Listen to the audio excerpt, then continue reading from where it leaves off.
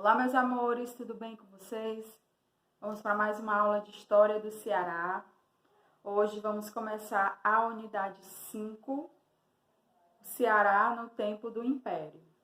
Foi em 1808 quando Dom João VI e a corte portuguesa transferiu-se para o Brasil, fugindo da invasão a Portugal por Napoleão Bonaparte, o imperador da França. As realizações de Dom João VI no Brasil, como a construção de escolas e universidades, abertura de portos, o primeiro banco do país, o Banco do Brasil, teatros, a Biblioteca Real, hoje a Biblioteca Nacional, e o Jardim Botânico favoreceram o desejo de independência.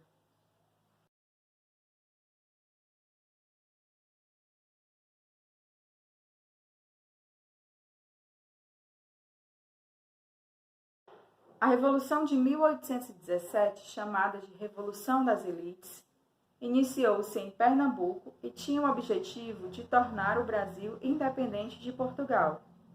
As elites das capitanias da região, que depois se chamou Nordeste, estavam insatisfeitas, pois a coroa portuguesa privilegiou apenas os interesses econômicos e políticos das elites que dominavam as capitanias do Sudeste, Rio de Janeiro, São Paulo, Minas Gerais. Além do que, a economia do Nordeste estava em crise. O açúcar sofria a concorrência de outros produtores e o algodão teve uma queda de preço devido também à concorrência com o exterior. Além disso, a seca de 1815 e 1816 destruiu parte da agricultura e os altos impostos pagos pelas capitanias nordestinas para sustentar os luxos da corte portuguesa no Rio de Janeiro agravaram a situação.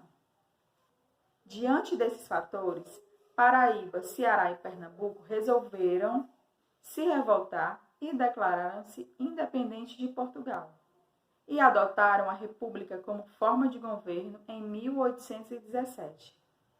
Porém, foram derrotados em 75 dias. No Ceará, o movimento só durou 8 dias, ficando restrito ao Cariri, nas vilas do Crato e Jardim, sob a liderança de Bárbara de Alencar e seus filhos José Martiniano e Tristão Gonçalves. O movimento dos revoltosos no Ceará não conseguiu maiores apoios. Inclusive, Pereira Filgueiras, capitão-mor de muito prestígio na região, acabou liderando as tropas que derrotaram a Revolução das Elites. Bárbara de Alencar, seus filhos e outros envolvidos na revolta foram presos por 3 anos.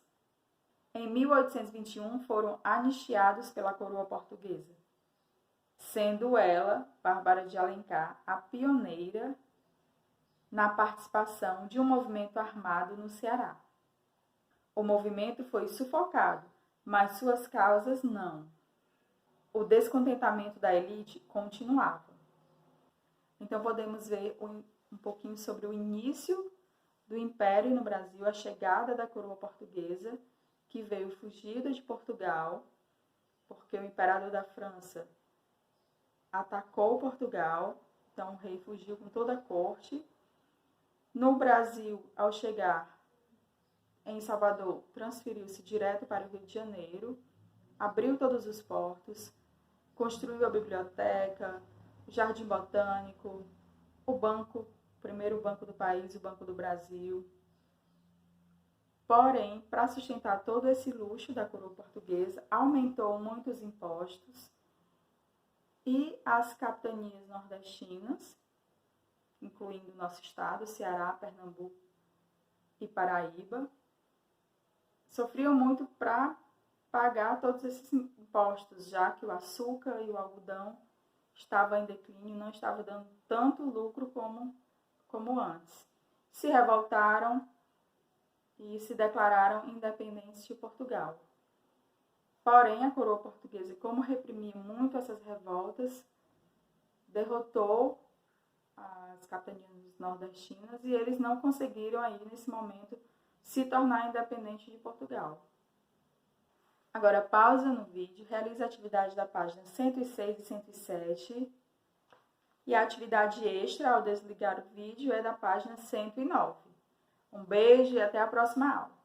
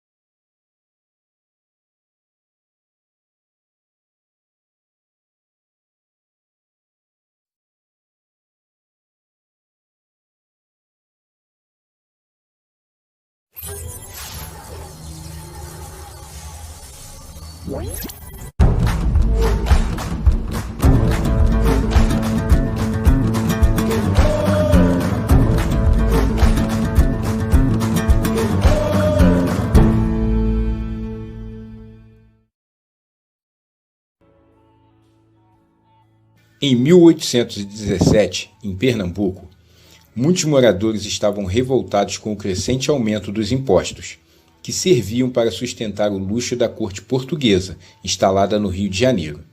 Além disso, outros problemas afetavam os habitantes da região, tal como a Grande Seca de 1816, que causou grandes prejuízos à agricultura e provocou fome no Nordeste. Os preços do açúcar e do algodão, os principais produtos cultivados em Pernambuco, estavam caindo no mercado internacional, devido à concorrência do açúcar antiliano e do algodão norte-americano. Tudo isso serviu para dar início a uma revolta contra o governo de Dom João VI, que ficou conhecida como Revolução Pernambucana ou Revolução dos Padres. Os diversos grupos sociais envolvidos na revolta tinham metas diferentes. Entretanto, era consensual o objetivo de proclamar uma república, que seria organizada conforme os ideais de igualdade, liberdade e fraternidade que inspiraram a Revolução Francesa. Ao tomar conhecimento da revolta, o governador de Pernambuco, Caetano Pinto de Miranda Montenegro, deu ordens às tropas militares para prender os revoltosos. Estes conseguiram resistir à prisão e matar os militares que tentaram dominá-los. O governador, com medo da resistência, fugiu do palácio, mas foi preso pelos rebeldes pouco tempo depois. Os rebeldes, enfim, tomaram o poder em Pernambuco e constituíram um governo provisório que decidiu extinguir alguns impostos e elaborar uma constituição, decretando a liberdade religiosa e de imprensa e a igualdade para todos, exceto aos escravos. Eles não queriam indispor-se com os senhores de engenhos da região. Por isso, diziam que pretendiam libertar negros da escravidão de modo lento, gradual e legal. Dom João VI tratou de combater violentamente a Revolução Pernambucana, enviando para a região tropas, armas e navios. Os rebeldes foram duramente atacados e, depois de muita luta, acabaram por se entregar. Os líderes do movimento, Teotônio Jorge, Padre Pedro de Souza Tenório, Antônio Henriques e José de Barros Lima, entre outros, foram condenados à morte. A Revolução Pernambucana foi a única rebelião anterior à independência do Brasil que ultrapassou a fase da conspiração. Os rebeldes tomaram o poder e permaneceram no governo por 75 dias, de 6 de março a 20 de maio de 1817.